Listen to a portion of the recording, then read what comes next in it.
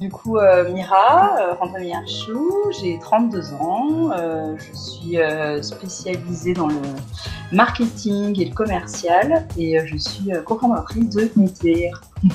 Et moi, je m'appelle Julien Lestry, j'ai 32 ans, je suis designer de formation et cofondateur de Midzir. Et on est mariés femmes, accessoires, voilà. Midzir, en fait, ça a commencé suite à mon premier voyage à Madagascar en 2014, où ça a été un peu le voyage initiatique pour moi. Et Mira me vantait les mérites de son pays, elle me faisait vraiment rêver. Et du coup, on est parti pendant un mois à la découverte de nouvelles cultures, de nouveaux paysages, et on a rencontré aussi énormément d'artisans malgaches. En échangeant avec ces artisans, moi j'ai eu l'idée de créer un objet qui un peu résume pour moi, qui symboliserait Madagascar. Donc c'était l'idée de fabriquer une sculpture, une tête de zébu. Donc le dessin a été confié à un artisan, et au retour, quand j'ai vu l'objet, waouh! Et donc cet objet-là, ça nous a donné envie, pourquoi pas, de créer des objets, une collection d'objets à la base pour chez nous. Donc il y avait une lampe, il y avait un paravent, il y avait un plateau, un échiquier, ça foisonnait d'idées. Et le résultat, quand on a fait un second voyage, on a vu encore plus d'artisans. Et là, on s'est dit, en fait, il faut aller encore plus loin. Il faut créer vraiment une marque d'objets de décoration et de mobilier. Et qui montrait un peu tout ce savoir-faire vraiment qui est atypique de Madagascar, parce que les artisans là-bas ont très peu de moyens et pourtant ils font des objets incroyables. Alors voilà, c'était cette idée-là de marier Madagascar, l'artisanat hyper traditionnel, authentique, avec un design plus contemporain, plus européen et des codes européens. Et c'est l'enchaînement de toutes ces idées qui est né Midzir. Exactement. Et du coup, Midzir, il y a quand même pas mal de malgaches, je pense, qui vont nous écouter. Ça veut dire du coup regarder, parce qu'on voulait vraiment ouvrir un regard différent en fait sur l'artisanat, sur la création, sur Madagascar aussi en l'occurrence. Donc c'est comme ça du coup qu'on a décidé d'appeler notre marque et du coup aussi notre société. Et donc on s'est lancé, on va dire, officiellement à la suite d'un Startup Weekend. On a mis pas mal de temps pour établir vraiment la base, on va dire, les fondations de cette marque-là, les valeurs, notre mission, notre vision aussi. Écrire un peu sur le papier finalement tout ça. Ça a mis une bonne année pour finalement se lancer du coup fin 2019. On travaillait sur Midzir et en même temps on avait nos propres boulots respectivement. Et à un moment donné, en tout cas de mon côté, il y avait trop de frustration. Je passais trop de temps du coup le soir et j'avançais pas assez vite. Et du coup, le déclic, j'ai quitté ma boîte et je me suis consacré à 100% sur Midzir. Travailler à 100% dessus, repartir à Madagascar, fixer vraiment une collection et se concentrer là-dessus, avec un objectif de créer une campagne du coup, de crowdfunding sur Ulule. Ça a été un sacré challenge.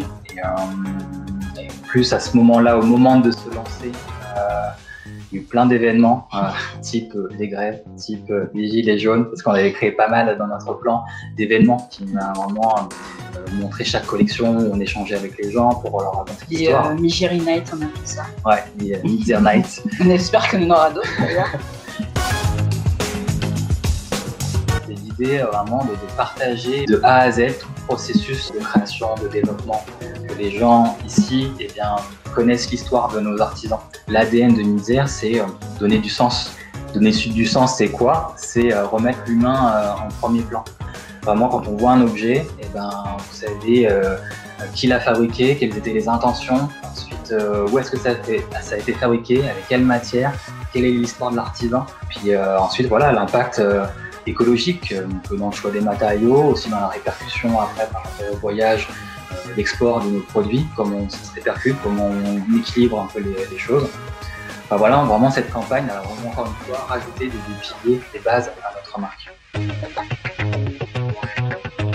Maintenant, on est en effet à un stade dans Midzer où on se pose la question.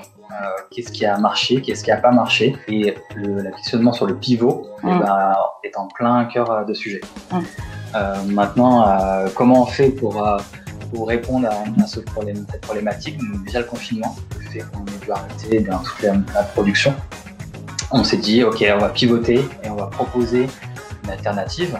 Donc c'était l'idée de créer Midzer Studio, qui est vraiment un studio de design où on conçoit des produits sur mesure et aussi des visuels 3D. Donc voilà, premier pivot. Et maintenant aussi on se pose la question sur Midzer Édition, comment basculer. Le questionnement est, on faisait de l'édition limitée, et pourquoi pas faire une édition encore ultra limitée. Vraiment, c'est produire des pièces uniques. Parce que sur les pièces uniques, là pour le coup, les artisans malgaches sont vraiment au top, et il y a ce souci de minutie qui savent faire, et avec toujours cette volonté aussi sur les pièces uniques de montrer vraiment tout le process de fabrication, de sourcing des matériaux, etc. Là, on a été beaucoup contacté par des galeries parce qu'il y a visiblement il y a un besoin, il y a une demande de représentation de Madagascar dans le milieu de l'art. Pourquoi pas pivoter là-dessus? Vraiment, vu qu'on est sur la pièce unique, et revaloriser encore plus l'art et l'artisanat de Madagascar. Exactement. Et donc dans les prochaines étapes, Midzer exposera du coup sur une expo Art d'Afrique dans le cadre de Africa 2020, qui est vraiment une manifestation artistique qui met à l'honneur du coup l'art africain. Donc on est très fiers du coup de pouvoir représenter Madagascar.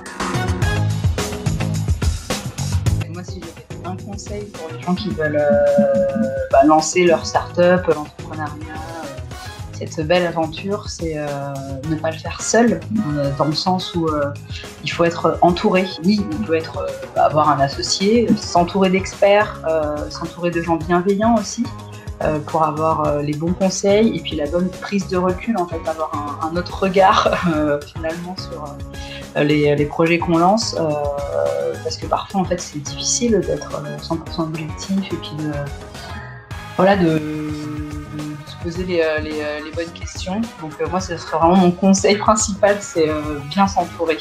Moi mon conseil, j'en aurais peut-être deux en fait qui vont ensemble, mais ça serait de ne pas baisser les bras et en même temps de prendre le recul nécessaire. Quand on entreprend quelque chose, surtout au début, on est persuadé, on s'auto-persuade que c'est la bonne idée et qu'on est bon.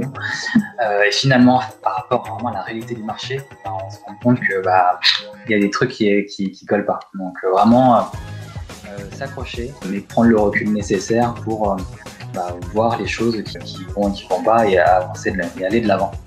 Aller de l'avant et puis pas hésiter à essayer en fait. Essayer, et puis si ça marche pas, finalement il n'y a pas vraiment d'échec dans l'entrepreneuriat, parce qu'en fait chaque expérience et chaque étape dans l'entrepreneuriat est en fait une expérience à part entière. Donc, par contre il y a des choses qu'on fait moins bien, des choses qu'on réussit pas, mais ce ne sont pas des échecs. Donc, du coup il faut vraiment rebondir et puis essayer et puis ce fameux pivot, pivoter en fait tout le temps quoi. Ça c'est la prise de recul. Exactement. Parce que sinon quand on est dans le vif du sujet, on se dit oh là là c'est foutu et tout, ça va pas, c'est un échec, c'est dur à vivre. Voilà, c'est ça, c'est prendre le recul pour dire non, c'est pas un échec, c'est un cap à franchir. Voilà. Exactement.